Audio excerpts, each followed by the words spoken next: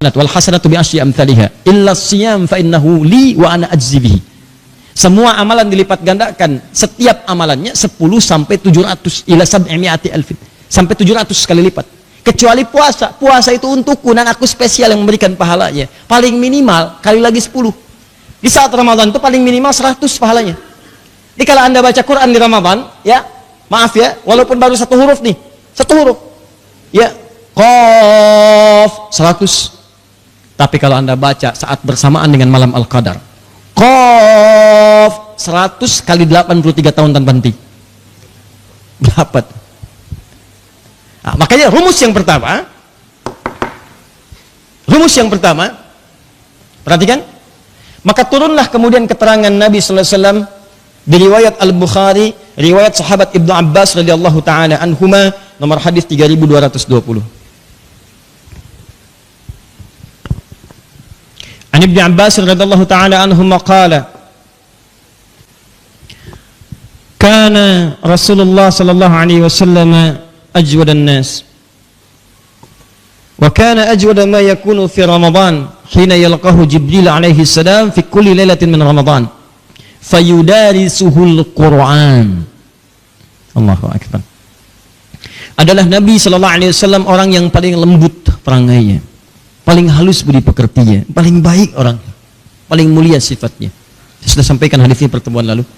Dan kalau datang Ramadan maka bertambah lagi kemuliaan beliau, kelembutan beliau, dan kebaikan-kebaikan beliau. Terkhusus ketika datang malaikat Jibril setiap malam kepada beliau, setiap malam datang. Apa yang dilakukan? Maka Nabi kemudian belajar Al-Quran, mengecek, dibacakan. Maka para ulama sepakat bulan Ramadan tidak bisa dipisahkan dari Al-Quran. Maka semua muslim yang akan memasuki Ramadan mesti punya agenda berinteraksi dengan Al-Quran. Jadi agenda yang kedua dalam puasa itu setelah nomor 1, yang paling penting adalah berinteraksi dengan Al-Quran. Ini poinnya. Maksudnya begini ya, lihat nih, Anda bayangkan Al-Quran aja dipandang istimewa. Saking istimewanya Ramadan tidak akan lepas dari Quran. Malaikat semua takjub, penduduk langit bumi takjub, semuanya. Maka saking mulianya Ramadan itu diberkahi oleh Allah dengan turunnya Al-Quran. Kata para ulama, hadis ini menunjukkan semua muslim kalau sudah masuk Ramadan, nabinya saja punya agenda dengan Quran, maka umatnya mesti lebih berhak memiliki agenda berinteraksi dengan Al-Quran. Nah, ini bagian terakhir pembahasan kita di malam ini. Sekarang fokus. Pas ini belum selesai. Cara berinteraksi dengan Al-Quran, kalau kita keluarkan dari ayat dan hadis, itu ada 3 cara. Cara pertama adalah apa yang disebut dengan qiraah. Qiraah. Memperbanyak bacaannya saja. Hanya membaca saja.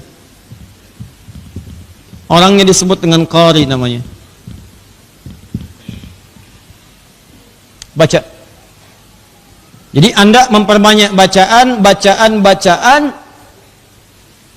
tanpa fokus untuk menggali maknanya. Baca. Seperti Nabi sallallahu alaihi wasallam dalam setiap Ramadan itu minimal sekali menghatamkan Quran. Maksudnya sekali. Dalam akhir hidupnya baru 2 kali. Di waktu kemudian di tahun itu beliau wafat. Ya, Nabi aja tiap Ramadan khatam Quran. Masa antum yang bukan Nabi nggak khatam? Baca. Imam Asy-Syafi'i setiap hari selain Ramadan 1 kali khatam sehari. Setiap hari. Ramadan sehari 2 kali khatam. Jadi selama Ramadan itu 60 kali khatam. Ya. Apa yang dikejar? Bukan khatamnya, bukan. Tapi sunnahnya untuk mengejar pahala di bulan Ramadan dengan bacaan Al-Quran. Di Qurannya mengagungkan Quran. Ramadan itu diagungkan dengan Al-Quran. Maka ketika ada orang berinteraksi dengan Al-Quran, maka Allah agungkan orang itu. Maka tolong rencanakan ya. Maka aplikasinya Ramadan tahun ini antum cek. Ramadan tahun ini ambil yang batas maksimal, misalnya 30 hari. Maka 30 hari itu antum bikin target. Minimal misalnya saya 1 hari saya bacakan 1 juz. Dari sekarang siapkan. Demi Allah saya katakan, dari sekarang latihan, siapkan. Bikin antum rencana, ada bacaan dalam sehari misalnya 1 hari 1 juz. Maka kalau selesai 30 hari berapa juz? 30 juz. Kalau yang pengen khatam 2 kali, 1 hari berapa juz? 2 juz. Demikian seterusnya. 1 juz itu nggak banyak teman-teman. Kalau antum merasa sibuk, ya misalnya Masya Allah ngejar dunia, silahkan. Dan nanti meninggal. Ya. 1 juz itu Al-Fatihah. Ini sudah hatam insya Allah. Tambah Al-Baqarah sampai 141. 7 sampai tambah 141 berapa? 148. Bagi 5 berapa?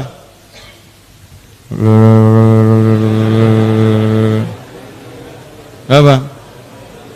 Berapa? Hah? 28. Ambillah yang paling cepat ya, dengan mengabaikan Al-Fatihahnya karena sudah hafal, ambillah 28. Ya. Sekarang perhatikan baik-baik. 28. 28 bagi 2 berapa? Cepat banget. 28. Nah, berapakah 28 dibagi berapakah menghasilkan 14?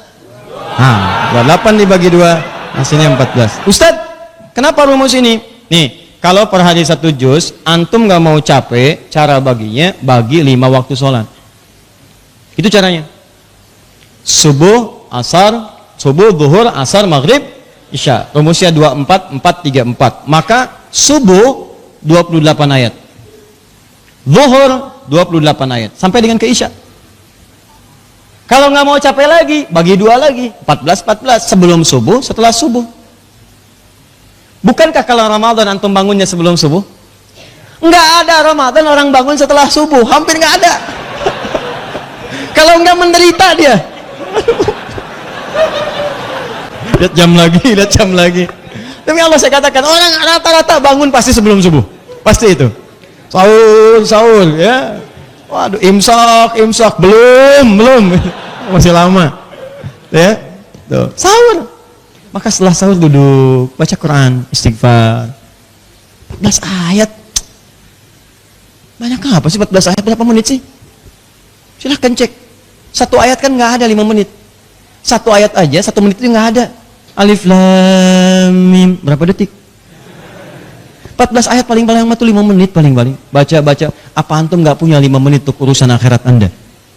Yang 1 hurufnya minimal 100. Apa Anda nggak punya waktu untuk akhirat? Allah. Dunia Anda bisa bekerja sampai bersin. Kenapa urusan akhirat tidak Anda maksimalkan?